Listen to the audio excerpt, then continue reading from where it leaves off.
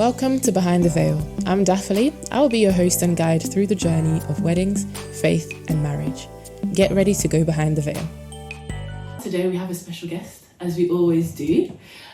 We have a wonderful lady, Tiana, with us today, and she will be talking to us about her wedding planning process, her wedding day and everything that happened around that time. She got married in September of 2023, much like myself. And yeah, we're just going to get into her wedding planning process. Absolutely. Okay, Tiana, I'm just going to jump right into it. Yes. Right? So if you were to describe your wedding planning or wedding, however you think about it, what are some of the words that come to mind when you think about your wedding and your wedding planning process? I'll start with my wedding. And when I think about my wedding, it was elegance. I think if I had one word to describe my wedding, it was like absolute elegance. What I was going for was like a very simple but effective. Okay. And I feel like I've done that very, very, very well. I mean, with my wedding planning, I actually found it really, really easy to the point where I actually felt like, should I become a wedding planner? And I know a lot of people say that. A lot of people say that, but considering I did it all on my own, I actually didn't find the hiccups. Like, it was all coming together. Okay. But I'd say, that's how, You found it quite easy? Okay. Yeah, I did find it quite easy, to be fair. So you were working at the same time as planning, and what did you work as? So at that time, I was full-time midwifery. Okay. So I guess you were having you guys usually have night shifts. Yeah, so I was doing days, nights. I was actually doing overtime. Yeah. But it's almost that I found a flow of how to work and plan. Yeah. But not only that, I have to say that the good thing is in my planning process, my maid of honour, Talifa, which is my cousin, she done so well in the wedding planning process. Like, it was very easy. Absolutely. Yeah. So if I said, for her, she used to phone me like, oh, Tiana, you don't need to do it on your own. Literally just send me what you want me to do and I'll do it. And so said, so done. So I also had that little bit of a help, but then all I had to do was gather, the, what do we call them? The vendors? Yes, the vendors. Yeah. I just had to gather the vendors, all the things that I wanted, but then if I send her, they should get it done. Yeah. So that was quite good. I agree. I don't think wedding planning is as hard as people make it seem, because I felt the same. When I was planning my own, I thought, okay, once you found your vendors, I think the hardest part is probably finding the vendors that are within your budget. Yeah. Once you find them, you book them. That's all. The wedding day comes and they come and do what they need to do. That's so true, I agree with you. So you would say that your whole planning process was quite easy because you also had help. Yeah, I feel like it was quite easy. I mean, there was challenges that came per se, but the whole process for me, finding vendors, I actually enjoyed it. Yeah. I generally love organising and planning. Like, that is my thing. I like doing parties, things like that. So for me, I was like, actually, I want to see how good I am. So my wedding was almost like a challenge to say, actually, Tiana, you've done your niece's birthday party and things like that. But let's try your wedding. Okay. So my mindset was, it's either going to be absolutely beautiful or a total disaster. So you would say that the planning that you had done for your niece's birthdays and all of that kind of helped you? Yeah, absolutely. So are you like the planner of the friendship group and stuff like that? Or? I'd say no. It depends. I think it depends. It depends on where we're going, what we're doing. Okay. So what inspired you? Like, did you know when you got engaged that I want to plan this wedding by myself, or was there ever a time where you thought maybe I should get a wedding planner? Nah, I actually never thought, but to be fair, that's a lie. When I got engaged, I actually looked at wedding planners. Okay. And I saw some at like £4,000, £5,000. And I said, $5,000 to put something together? Nah. I mean, it's a skill. It's a skill, but it's a skill that I believed I had. Yeah. So I said, actually, sometimes you gotta believe in yourself. Yeah. Okay. Sometimes you gotta believe in yourself. Okay, so you said that everything was smooth throughout the planning process, but you also mentioned that there were some few challenges. Yeah. What were those challenges? I had to actually make a note to say, actually, she asked me this question. What would I actually say? Yeah. So I'm just looking at my notes quickly. Bridesmaid dresses. Yeah. Oh my gosh. What was the problem? So basically with my bride... I have to laugh. So with my bridesmaids dresses, what actually happened was I had this idea of how I wanted them to look. So what I did was I created a group chat And I said, you know, this is option A, B, C. And what I wanted was the majority vote. But what was great about it is they actually all voted the same dress. So that was very easy. Yeah. Now, this is where it kind of went wrong. And this is where there's a little bit of discrepancy because I don't necessarily remember what I actually said.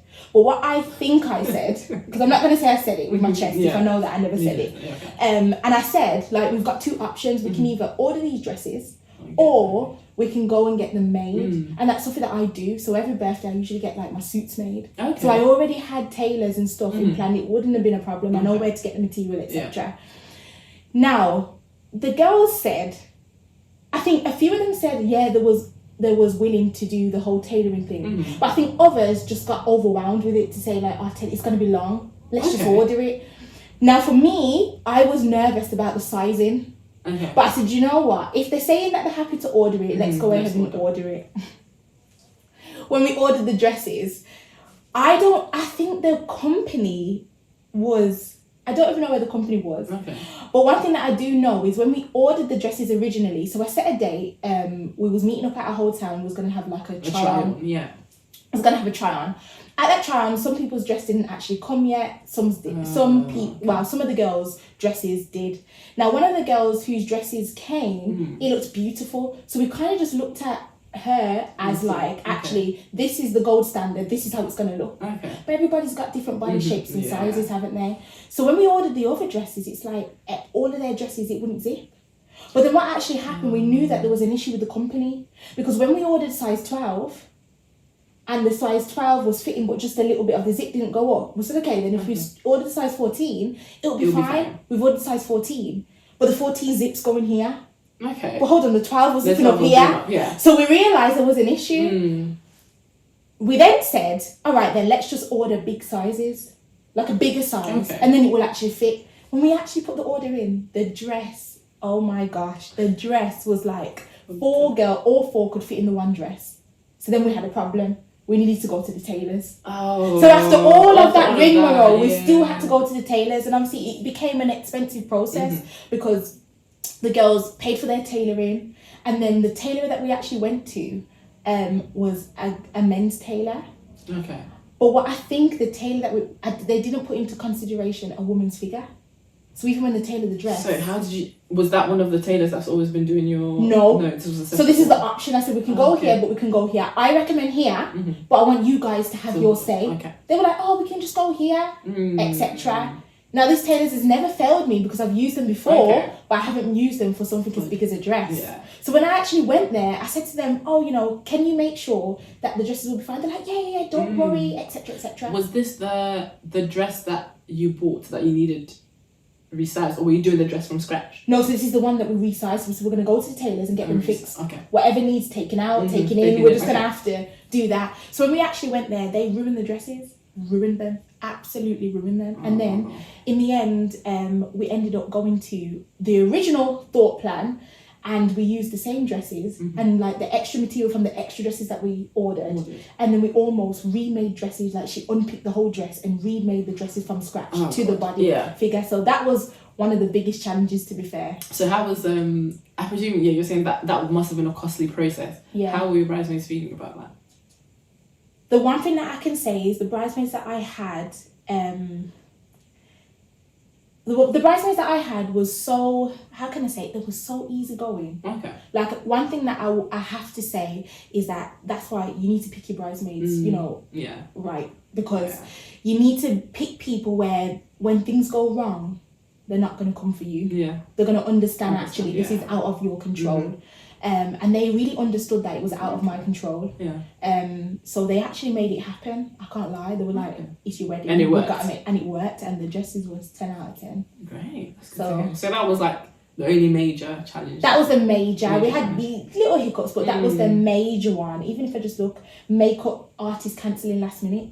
Oh. How did you guys do But that? again, I had a lovely lady that goes to my church, and I've got a couple of makeup artists, and I thought, I reached out to her, told her the situation. She was like, listen, I'm going to come through. Okay. So we just literally got the deposit back, sent it to that lady, and it just so happened that she was worried about her timings. But the other lady who she was doing the makeup for, they were actually in the same hotel as me. so it could only be God. Oh, okay. Oh, So that's that, amazing. Do you know what I mean? Yeah, It could only be God. What a So coincidence. that's it. Like, you know. Oh, wow. So did the person, the makeup artist, did they tell you beforehand, or was it on the day of the wedding that they cancelled? Not the day of the wedding. It was about let's say 3 weeks before. Okay, so about it was some good time. Yeah. But because it was wedding season, Yeah. and a lot of people was getting married 2023 September, Yeah. so it was quite busy. Yeah. And I feel I only got away with it because it was Forever Golden makeup, so she came through and sorted us out. And that's good to hear. You Yeah. usually hear about, you know, people's wedding experiences being terrible and all of that, but it's good to hear. So how was your family in terms of like you planning the wedding? Because I know that that's like an area that people struggle with when it comes to planning weddings. Yeah. See, so my perspective is from like a Caribbean background. So I can honestly say I didn't have much resistance when it came to the wedding. They was more excited.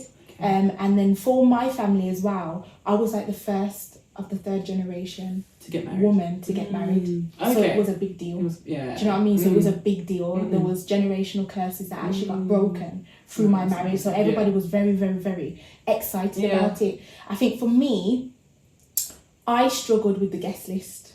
Okay. How many people were supposed to come? All in all, I think we had 90.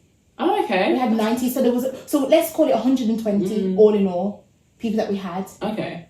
So it was between 90 to 120. 90 okay.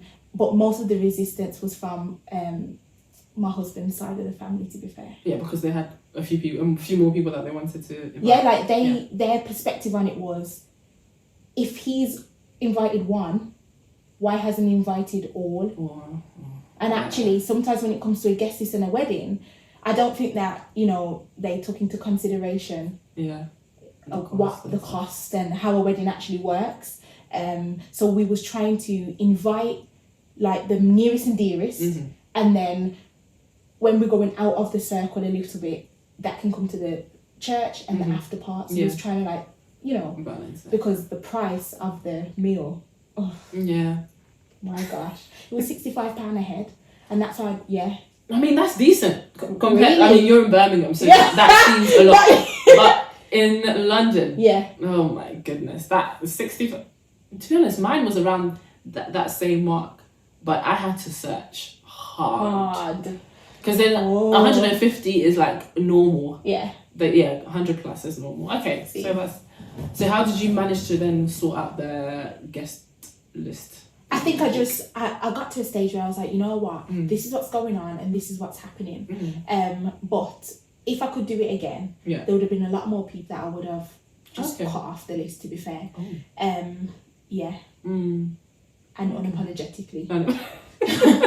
And I feel like I was really holding up this whole, because my nan and granddad was like, you know, you can't do this and you have to invite this, and actually I didn't have to invite anybody. So I almost was watching loads of videos on TikTok saying, you know, make sure you stand firm with your guest list. And if anybody who knows me personally, I'm very much like, I'm not doing this because I'm not doing this, and that's not what I'm doing. But when it came to the wedding, I almost got this sense of guilt. I almost felt like I had to. You had to, because I didn't want to. I just didn't want to come up. Do you know what it was for me? I really just didn't want to be a bridezilla. I wanted to be so far away from bridezilla to the point where now I'm going against my own values and how I like to do things. Oh, I was like, I have to stand on the fact that this is what I want. But I think I even made a video talking about, if you're called a bridezilla, let it be, because this is your wedding. You get to do it one time. Yes. By God's grace, hopefully. Yes. So, do it the way that you want to do it, and people will be hurt. I don't know if it's bad to say it's better for others to be disappointed rather than you to be disappointed on your own wedding day. But anyways, I guess that just comes with the territory. Yes. Yeah. So, the wedding day. Yes. Let's talk about that. Yeah. How was it? How was that? The wedding day was beautiful. Let's talk a bit holistically. Holistically, the wedding day was, oh my gosh, it was everything I dreamed it to be. It was elegant. It was simple. And so many people came through for me. Like, that's amazing. I made like a wedding ROE, so a running of events, and I literally ran it like clockwork. Like, if he was there on my wedding morning, all my vendors came in and was like, they've never seen a wedding morning like mine. Still. Yeah. It was literally the flow of the Holy Spirit. I had my gospel music playing, you know, I was constantly praying. Yeah. I had a steady tone, and that's what I wanted to maintain. Yeah. I was like, this is God. So did you have that, did you prepare that in advance? Yeah, so I put together ROE. So it was actually me and my maid of honour. We put together the ROE. When you say ROE, what does... Running of events. Running of events. So like a document, running of events and how everything's going to go. And it literally was like 9 o'clock, this. The makeup artist is going to come here. Then you're going to move from this room to that room. Stuck to that? Yeah, everything. The wedding, we was dressed and ready on time. Yeah. My main thing for the wedding, for me, was I wanted timekeeping to be impeccable. That's what I really wanted, because you always hear about, you know, lateness and this, that, and blah, blah, blah. So it was so impeccable. It was serious. To the point where I even had a running of events for my husband, Ricardo, too. He said, sir, make sure you keep to this. Make sure you keep to this. However, yeah, we was all dressed and ready. It was time to leave. And I'm hearing that, you know, my husband's taking pictures on rooftop. They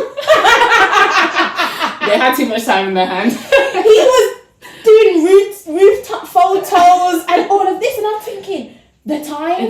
So actually, what actually ended up happening, and that was my fault, because I don't think I actually explained the importance of the running of events to him per se. Yeah. I kind of just said, this is your timings, and you know, I hope you keep to that. Yeah. And keep to that. When Ricardo's usually the one on time and I'm the late one, but yeah, on the wedding day, we flipped it. So that was very interesting. So I actually ended up driving to the church and having to go around the corner. You drove? No, I mean like in the car. Okay. So no, I didn't drive. No, I was driven. So I got chauffeured. I got chauffeured to the church, and with my dad, it was beautiful. And we actually had to park around the corner, and the bridesmaids was behind, and we had to wait for Ricardo, for the groom. So that was one of the little hiccups on the wedding day. But because made it on time. Yeah, we still made, well, no, the guests were waiting. And that was I think it was like an hour and a half. Really? Yeah. And it really upset me because everything was running on time. So, and it was out of my control. Yeah. And what a lot of people don't understand is when the start goes left, it has a ripple effect on the food, on the rest of the day. And I can honestly say that because of the lateness of the groom, it had so much of a ripple on the day, because the way how I done the ROE, we would have had like hours throughout the day just to freelance. But it actually didn't turn out that way, which then led to more hiccups on the wedding day. But to be honest, I feel like that's a given. I do so many weddings, and I don't think I've ever done a wedding where things have run on time. And it's just, I think you just have to get with the program. It gets to a point where you're just like, you know what, it is what it is. Let me just enjoy the day and, you know, just take everything in. But yeah, okay. And you see, just as you said that, get with the program. See, that was a mindset that I had. Yeah. But I feel like that mindset upset some people on the day, because I almost had to say, okay, then we're out of the timings, but let's go through the words. So in the sense of, if the last thing that we've done is taken pictures per se, then the next thing is, I don't know, an open speech. So if the time's wrong, the next thing's an open speech. Yeah. Like, let's still run with it, because we can still move. The timings are out, but the event isn't. Yeah. Yeah. Do you get what I mean? Yeah, the event is still, And for me, I really struggled because I almost wanted to be the wedding coordinator. Well, not even wanted to be. Let me rephrase that. I actually ended up being the wedding coordinator, the bride on my wedding day, which then caused me to be in such a state of stress that my tongue was very sharp. Yeah, and you became the bridezilla that you didn't want to. I wouldn't even say I was a bridezilla, because I actually had to like reflect with my cousin, and that was one of my other bridesmaids, and I had to ask her, like, you know me, and you know when I'm being a bit of a nuisance. Yeah.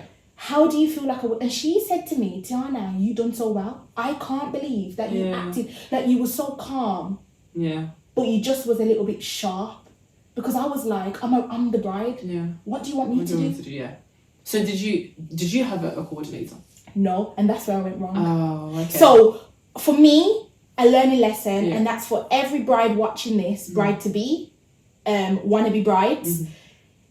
If you are planning your own wedding, a wedding coordinator is absolutely necessary. Yeah. Necessary. Yeah. I can't even stress it. Necessary, because that's where I went wrong. Yeah. And I honestly believe that, you know, having my maid of honor quit on me on the day would have never happened if I had a wedding coordinator. Okay, let's stop there for a second. Do you know what I mean? Let's stop there for a sec. So how many bridesmaids did you have? So I actually had 4. Okay, you had 4, and then one quit on you?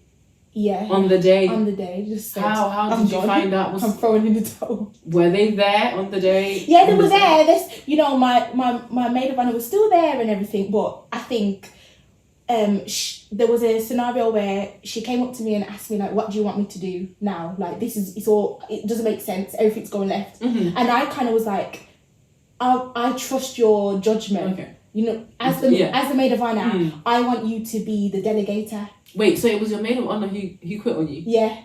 So I was like, you know, I want you to kind of be the wedding, like, you know, coordinator. Follow the ROE, even if it's coming off time, just follow the timings. I trust your judgment. So if you make a call that I don't agree with, I have to hold it. Yeah. Because I trust you enough to make the call. Mm-hmm. So, you know, when I said that, I think I said it in a sharp tone, and she was like, yeah, it's not me you're talking to. I'm done. Oh, no. You know, I have to laugh about it, but I'm giving authenticity. I'm giving authenticity. Yeah. And the reason why I'm giving authenticity, because these are the realities of what happens. Oh no, you know what? I'm just that's just mind-boggling. Oh wow. Yeah. So and I have to take accountability because my tone was obviously wrong. Okay. But I never shouted. Mm-hmm. With me, I can be sharp.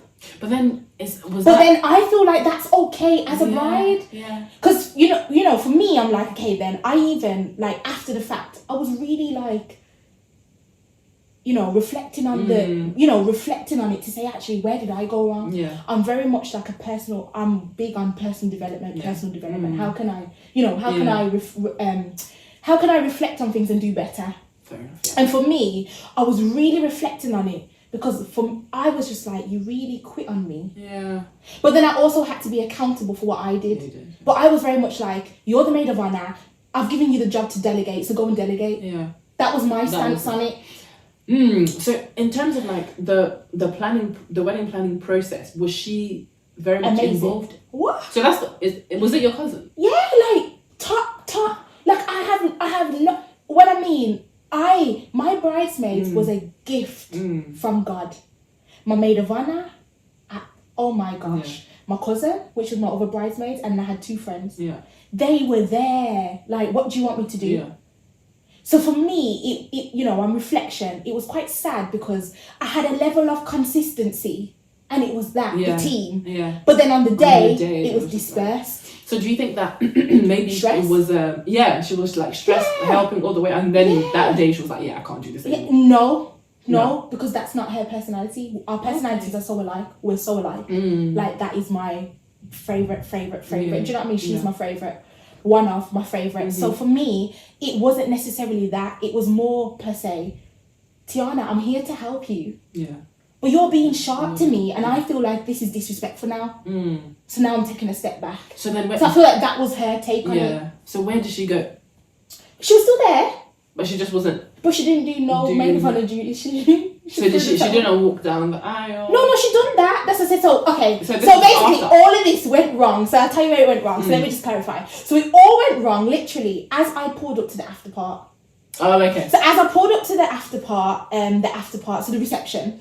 I was in the wedding car, and at the time, I'm not gonna lie, and this is the part that obviously we've spoke about after the fact, but I was so like, oh my gosh, like, I'm just married, you know, like, I've actually just done this, you know, I've now got a husband next to me. It was almost, I was so overwhelmed with emotions. Yeah. I almost didn't know how to think, what to think, how to feel.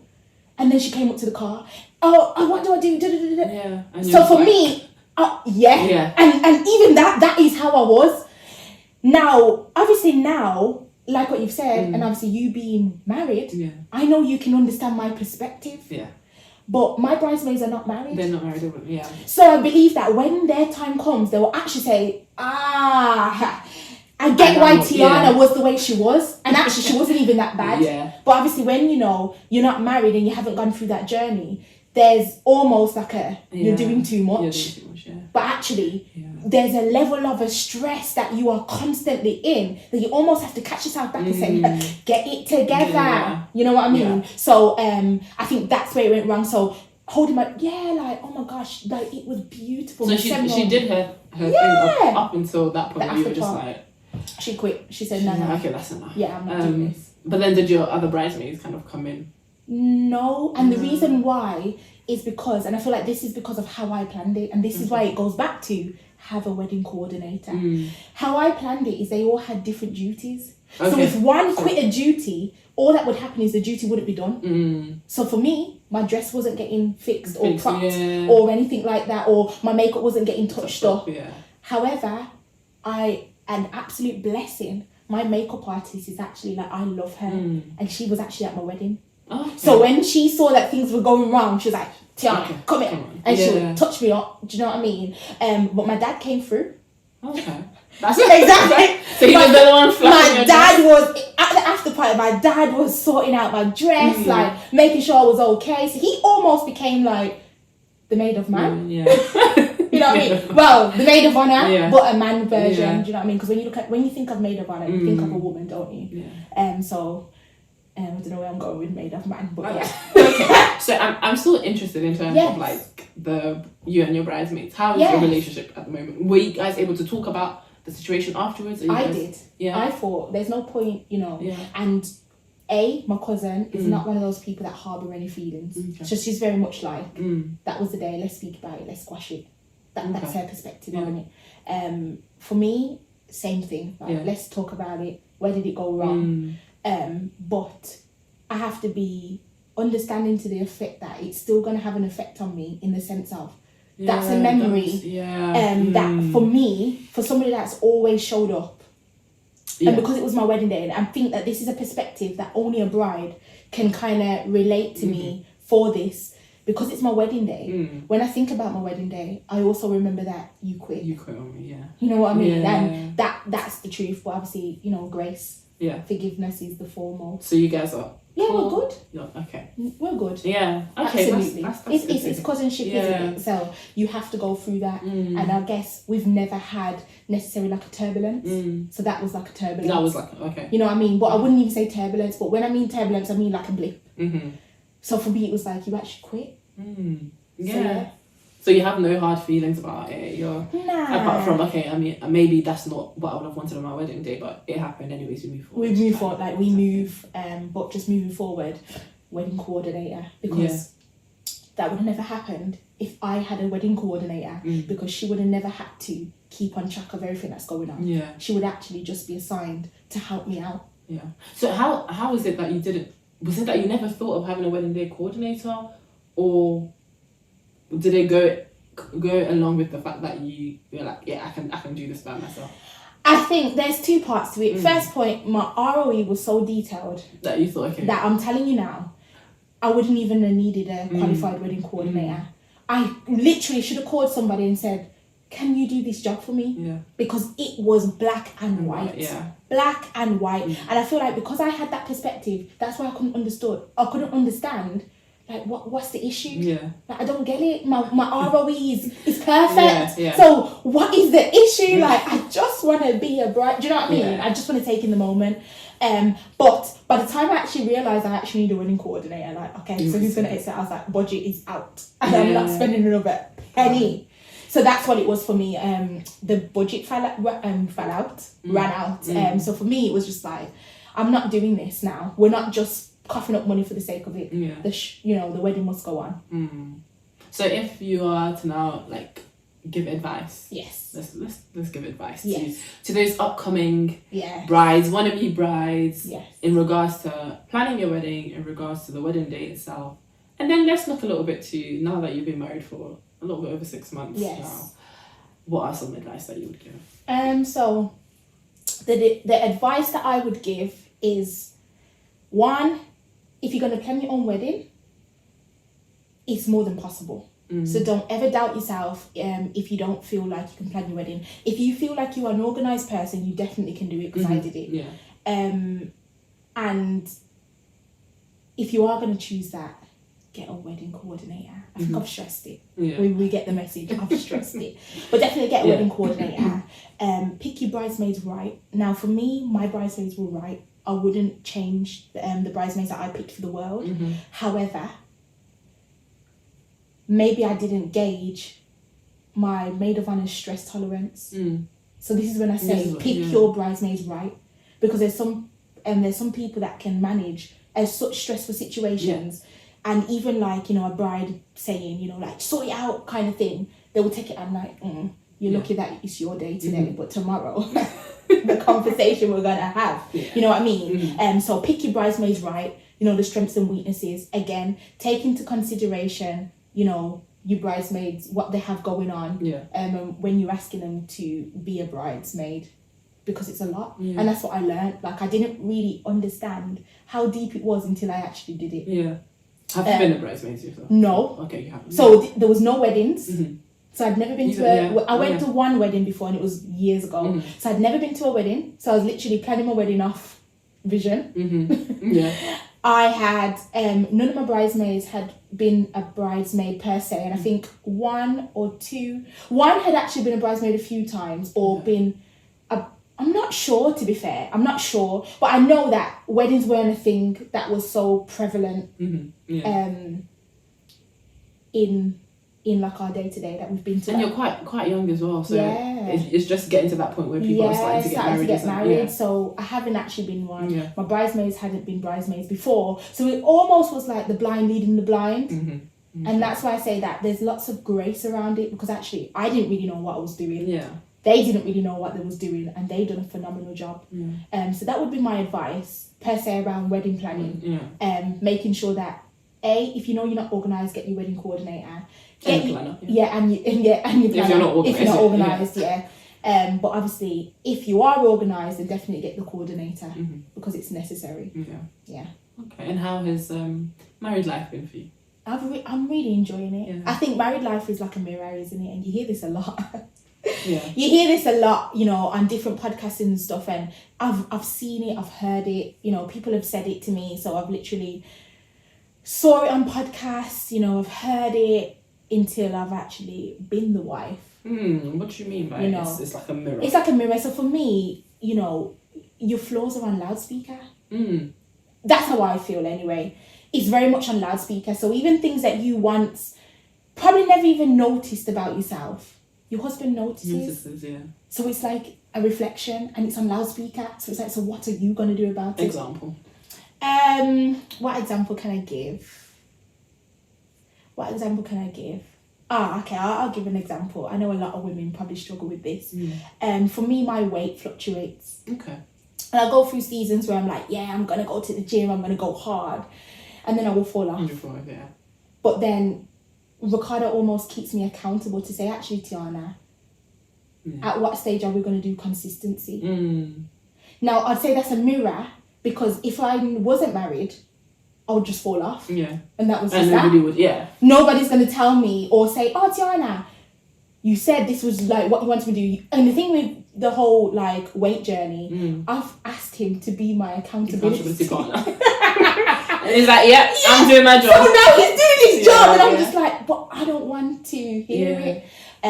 So I felt like that's what it is for me. That's just an example of one, which I'm grateful for, because I actually need that in that department, because I don't want to lose myself in a physical appearance. So for me, absolutely, that's the mirror, because if you ask your husband to be your accountability partner, best believe they're going to show up and show out. So what happens when you're not really with it? You're like, I know I said that, but I'm the same. Honestly, that is the perfect way to put it. It just makes sense. Okay, that's amazing. It's good to hear that you're having a good experience. You know, Christ is at the centre of the marriage. Absolutely. You know, without Christ, they always say that, you know, with your marriage is 3 parts, and Christ is the centre. And and it's, you call for help. You got to make sure that, you know, you continuously praying together, you know, you are fasting, and you're staying deep in your word. And I stand by it, and I go a little bit more in detail around all of that about a book that I have coming out. Amazing. Which is quite good. So there's loads of more in-depth details about like things I went through, advice for brides to be, and people that are wanting, and women that are wanting to be married. Yeah. So there's loads of advice. I call that, it's a bit like my one-stop shop. It's like planning a wedding, but also marriage per se, from the perspective of a young woman. That's amazing. When is that coming out? So it should be coming out, hopefully, providing everything goes well, with the publishing and everything, towards summer, the end of summer. The end of summer. So we're hoping the end of summer. The book's called My Wedding Will Not Lack. Oh, yeah. Okay. So that's, looking forward to that. The book, so I'm excited about that. Yeah, when that comes out, definitely would share it with the platform. Yes. But it's been amazing having you, Tiana. Thank you so much for sharing your experience with us. You're more than welcome. And you've heard it here. You know, here is Tiana's experience. Learn a few things, and we hope that, you know, when the book comes out, you also write it. Thanks for tuning in. If you enjoyed today's episode, please subscribe and also stay connected with us on social media. Until next time, stay tuned for more glimpses behind the veil.